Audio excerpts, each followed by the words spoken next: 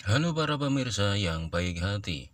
Di beberapa perusahaan, ada praktek meminta jaminan berupa kartu tanda penduduk atau KTP dari karyawan saat mereka mau bekerja di tempat perusahaan tersebut. Hal ini dilakukan dengan alasan untuk menjamin kesetiaan karyawan atau sebagai bentuk ikatan agar mereka tidak meninggalkan pekerjaan sebelum kontrak selesai. Namun, praktek ini menyimpan banyak risiko dan bahaya yang perlu dipahami oleh karyawan sebelum setuju menyerahkan KTP mereka. Yang pertama, potensi penyalahgunaan data. KTP berisi data pribadi yang sangat penting seperti nama lengkap, alamat, nomor identitas, dan tanggal lahir.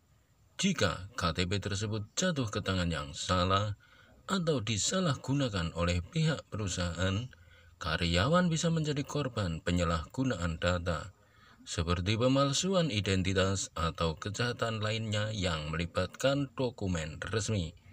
Ini sangat berbahaya mengingat kasus-kasus pencurian identitas semakin marak terjadi.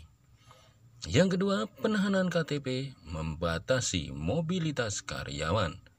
Saat KTP ditahan, karyawan bisa kesulitan dalam melakukan berbagai hal yang membutuhkan KTP sebagai syarat seperti pengurusan administrasi perbankan, pembuatan SIM, atau bahkan untuk keperluan pribadi lainnya.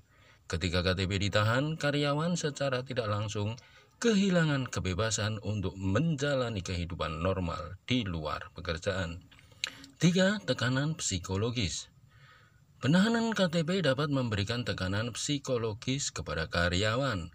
Rasa khawatir akan sulitnya mengakses KTP saat dibutuhkan serta adanya ketakutan bahwa mereka tidak bisa keluar dari pekerjaan dengan mudah bisa memicu stres dan menurunkan kesehatan mental.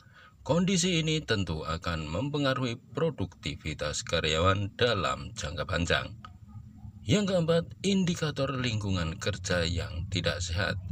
Jika sebuah perusahaan menerapkan kebijakan semacam ini, hal ini bisa menjadi indikator bahwa perusahaan tersebut memiliki sistem manajemen yang buruk. Perusahaan yang profesional seharusnya tidak memerlukan jaminan fisik berupa KTP untuk menjaga loyalitas karyawan.